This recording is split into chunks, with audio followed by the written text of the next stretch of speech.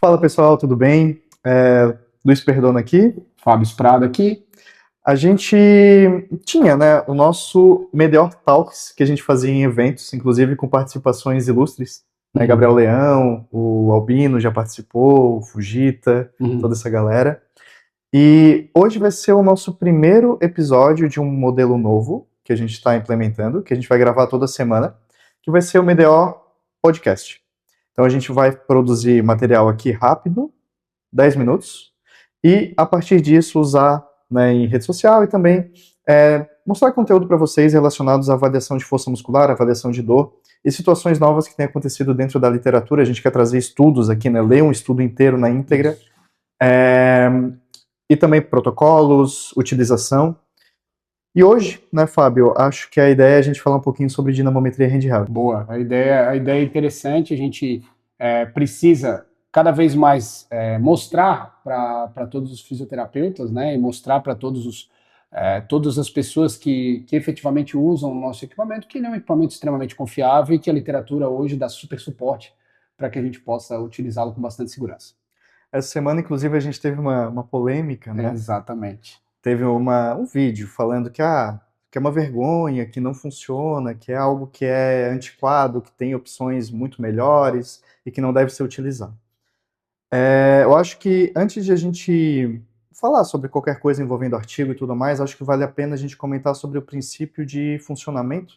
Boa. Como funciona a dinamometria handheld.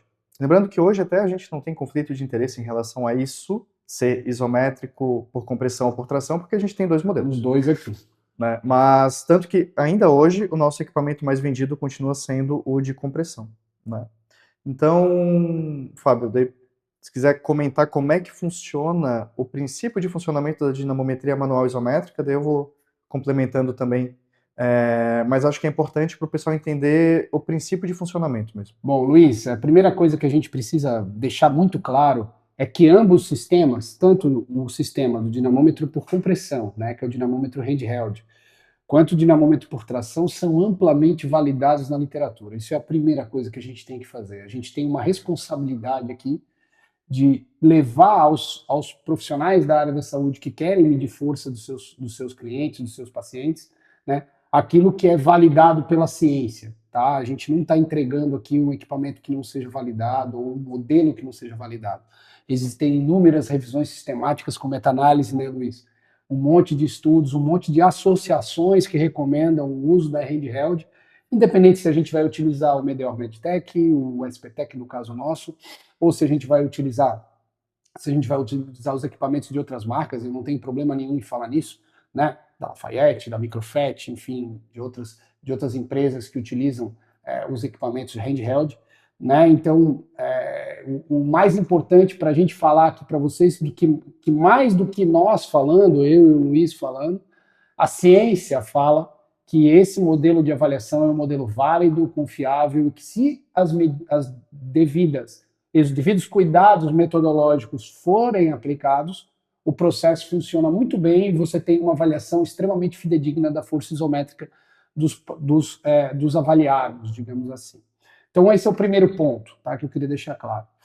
Segundo, a dinamometria handheld, que aqui está, ela é validada a partir do processo da dinamometria por compressão, ou seja, dentro do SPTech, e aí a gente tem vídeos mostrando isso, inclusive, rola lá no nosso Instagram que você vai ver.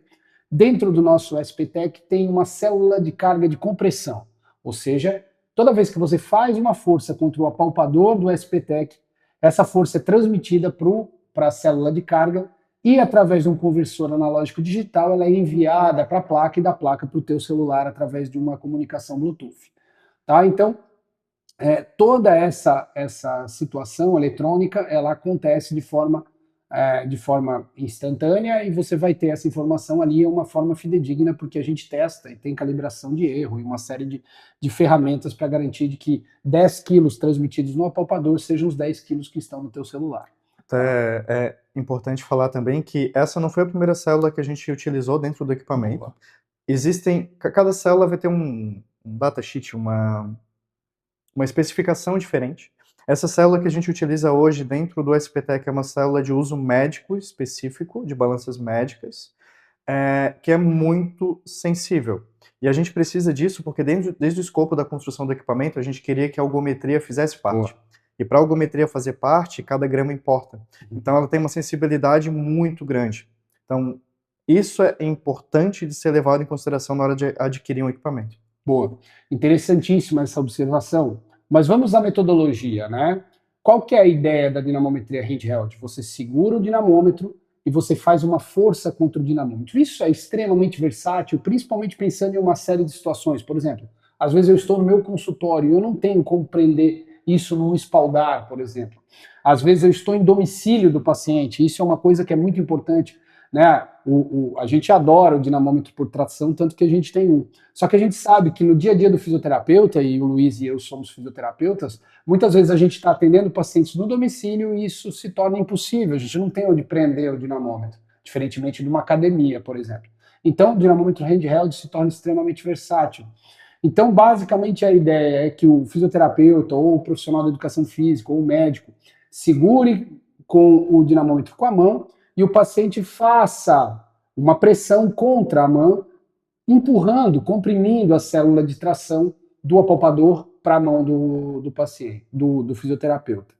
Isso se torna extremamente fidedigno, né, uma vez que existe uma lei de Newton extremamente consagrada há pelo menos aí 300, 400 anos, chamada lei da ação e reação. Né? A lei da ação e reação diz o seguinte, que toda a força aplicada contra uma determinada estrutura tem uma devolução de mesma direção e mesma intensidade em sentido oposto. Tá? Então, todas as vezes que existe uma situação isométrica onde eu empurro a força e o paciente não consegue empurrar além da força que eu tenho aqui e eu consigo manter essa estrutura em ausência de movimento ou em situação estática, eu tenho a lei de ação e reação e eu tenho a força isométrica máxima. Tá? Obviamente que se o paciente fizer mais força do que o avaliador, ou se o avaliador fizer mais força do que o paciente, eu vou ter uma alteração de sinal para baixo. É importante dizer isso para você que está nos assistindo, que subestima a força. Muita gente acha, não, se eu empurrar contra e eu fizer mais força e o paciente lá fizer movimento, eu vou ter um valor maior. Isso não é verdade, porque a partir do momento que eu empurrar contra e o paciente ceder automaticamente por lei de ação e reação, isso acaba abaixando, isso é importante.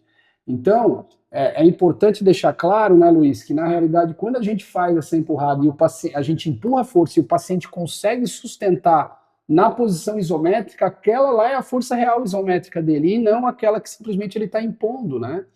Entanto que existem duas metodologias diferentes que o Luiz vai explicar. Test e o break test. Que o Luiz vai explicar para vocês, que é o make test e o break test, e ambos são utilizados na literatura por aí. Tá? Então, a ideia da avaliação isométrica handheld com sustentação manual é justamente eu poder prover uma força contra, né, o paciente prover uma força contra o avaliador e a gente conseguir medir essa força com uma dinamometria, algo que é muito mais confiável do que a avaliação manual tradicional, MRC, Kendall, enfim, como vocês podem conhecer por aí. E essa é uma dúvida constante, tanto dos interessados em adquirir esse tipo de equipamento, quanto dos próprios clientes, assim. Como o Esprada falou, bom, a força que eu estou fazendo, ela se soma em relação à força do indivíduo que eu estou avaliando, isso invalida o teste. Não. Se somar, a única situação onde as forças se somariam, se elas estivessem sendo executadas no mesmo sentido, na mesma direção. Aí elas se somariam. Mas como são opostas, elas se anulam. É física básica, gente, lá dos bloquinhos do ensino médio, tá? Então, esse é o princípio de funcionamento desse tipo de dispositivo. Então, cuidado na hora de interpretar os conteúdos que a gente acha por aí, pela internet. Tá? Importante, o Luiz falou uma situação verdadeira, e a gente comentou que quando a força do examinador ela sobrepõe a força aplicada pelo avaliado, vai baixar ali o valor no gráfico do SPTEC. E isso, teoricamente, você identificou a força isométrica máxima ali naquele momento. O que pode acontecer e isso gerar um erro de medida, é justamente o avaliado vencer o avaliador, que acontece muitas vezes na determinada situação. Às vezes você avalia um cara muito forte e é uma pessoa mais fraca que está avaliando, ou de membro inferior especialmente, né? E vai se fazer e o avaliador o avaliado vence o avaliador. Para esses casos, o nosso equipamento ele tem uma cinta, né? Vocês quando recebem o nosso equipamento, vem junto uma cinta, e aí vocês acoplam o equipamento na cinta, prendem numa superfície estável, pode ser uma maca, pode ser um pé de cama, alguma coisa assim, e você consegue sustentar ele em posição, e aí consegue. Eu já tive medidas de 110, 120 quilos, né, sendo feitas com o nosso equipamento, super bem sustentadas. E na mão não teria como. E na mão, obviamente, não teria como. E existem estudos, eu acho que a gente pode abordar isso até num próximo episódio do podcast, mostrando que para membros inferiores a cinta é altamente recomendada, para membros superiores a medida manual já é bastante confiável. Exatamente, isso tem que ficar claro também. A cinta ela é opcional, a não ser em avaliações de grandes grupos musculares que gerem muito torque, como por exemplo o quadríceps, às vezes flexor de joelho. Tricepsural também, eu acho. Tricepsural acaba pegando panturrilha, né? Gera muita força. Mas para membros superiores, de modo geral, tranquilo, você pode utilizar sem. Rotador de quadril, abdução de quadril, adução de quadril, a resistência manual é mais do que o suficiente, porque você vai ser o aparato fixo, você vai ser o aparato de fixação, de estabilização do dispositivo. Como seria com uma cinta, como seria com uma corrente qualquer. Então, é algo válido e amplamente utilizado na literatura, tanto artigos de validação com corrente mesmo, frente à dinamometria padrão ouro, que é a dinamometria isocinética, tanto correlação com dispositivos por tração também, e utilização, há vários artigos utilizando para avaliar desfechos clínicos, ou efeitos de tratamento, ou efeitos de fortalecimento muscular específico. Então, é algo que é muito trabalhado na literatura, inclusive em artigos muito recentes. Acabou de sair, né? Acabou de sair recentemente 2 guidelines da ASPETA, que é o principal centro de medicina do esporte do mundo, né? Um dos principais, pelo menos, citando a dinamometria isométrica handheld, exatamente como a gente propõe aqui para vocês, mostrando posicionamentos tanto para isquiotibiais, né, os isquiosurais posteriores da coxa, quanto para reto femoral em termos de lesões musculares, mostrando inclusive posicionamentos, valores de referência, e tudo isso que mostra, né, o quanto eficaz ou o quanto confiáveis são essas medidas, né? Então, são amplamente citados na literatura. A gente vai trazer cada vez mais estudos aqui para vocês nos nossos próximos episódios do podcast, mas o que a gente quer trazer para vocês aqui é fundamentalmente o funcionamento disso aqui, como funciona, para que não haja mais perguntas ou que principalmente você não seja enganado pelo que está por aí. Luiz, eu acho que para a gente finalizar o nosso primeiro episódio, eu acho que você podia explicar para nós como que é a diferença do break test para o make test, para que o nosso cliente possa saber fazer e escolher metodologicamente o que ele acha mais interessante. Perfeito. Inclusive, falando em artigos, eu já vou fazer o seguinte, eu vou pedir, quando a gente for editar esse vídeo aqui, para a Ju, né, ela... nossa assessora de marketing. Exatamente. Ela botar o link de uma pasta no Drive, onde é que vão ter vários artigos falando sobre. Lembrando que, pessoal, evidência a gente acha para qualquer coisa, tá?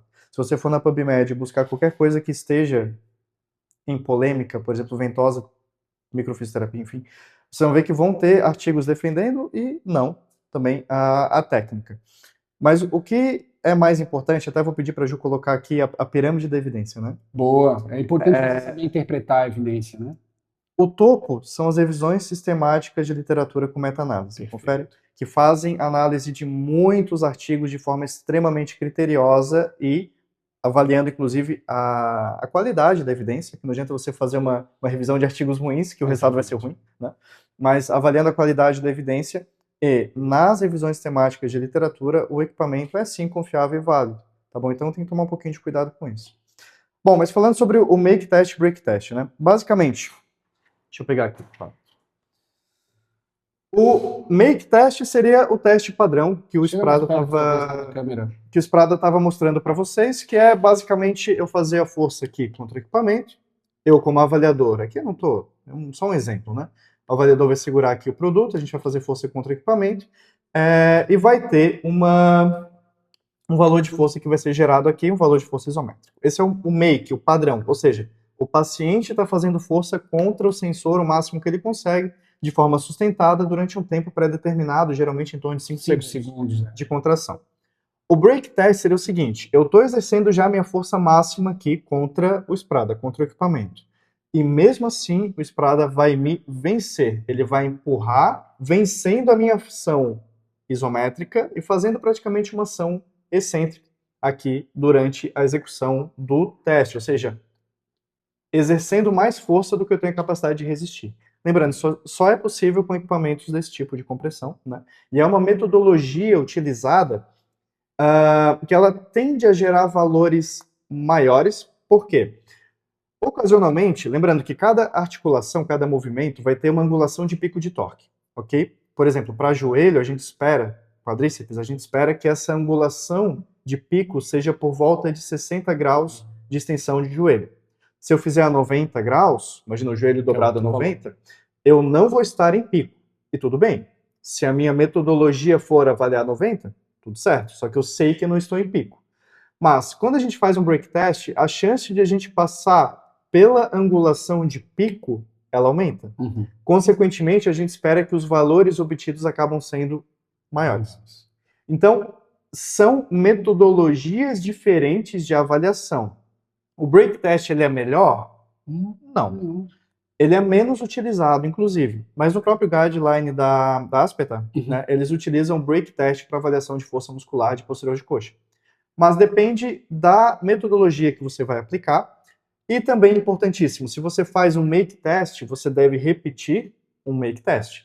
Se você faz um break, você deve repetir um break, porque os valores eles não são intercambiáveis. Sim. Tá? Então é importante que você adote uma metodologia e repita ela, tanto em relação ao tipo de contração, o tipo de teste que você está fazendo, quanto em relação ao posicionamento tanto do indivíduo avaliado quanto do avaliador. Tá? Então essa é a diferença entre o make e o break. Não é que é melhor ou pior. Na prática clínica, a gente acaba utilizando quase sempre o make test, até por ser menos agressivo para o paciente. É difícil você pegar um paciente com uma tendinopatia ali de supra, por exemplo, e fazer um break test em toda amplitude de movimento, provavelmente vai causar dor. Então, a gente acaba utilizando o make com maior frequência, mas são formas diferentes de você estar utilizando o produto. Show de bola. E ambos possíveis com esse equipamento, com esse cara que está aqui, que é o nosso SPTEC, que é o nosso dinamômetro de compressão, algômetro híbrido da Medeor. Beleza, gente? Eu acho que a ideia nossa é produzir conteúdo de curta duração, possam utilizar, aliás, agradecer, né, ao Luiz a companhia, e é isso, gente. Fiquem atentos aos próximos episódios. Isso, a gente vai postar toda semana, tá bom? Vamos mandar na comunidade também, provavelmente. Óbvio, com certeza. Então a gente vai distribuir para vocês nas nossas redes sociais e também dentro da nossa comunidade. Se você não está dentro da nossa comunidade, eu também vou pedir para a Ju colocar o link aqui, para que vocês entrem lá. Toda semana a gente discute algum artigo, alguma evidência ou, enfim, algum conteúdo relacionado à avaliação de tanto força muscular quanto dor ou movimento. E todo esse conteúdo em vídeo vai em primeira mão para a comunidade sempre. Tá bom? Obrigado, pessoal. Obrigado, Sprada. Tamo junto. Até a próxima.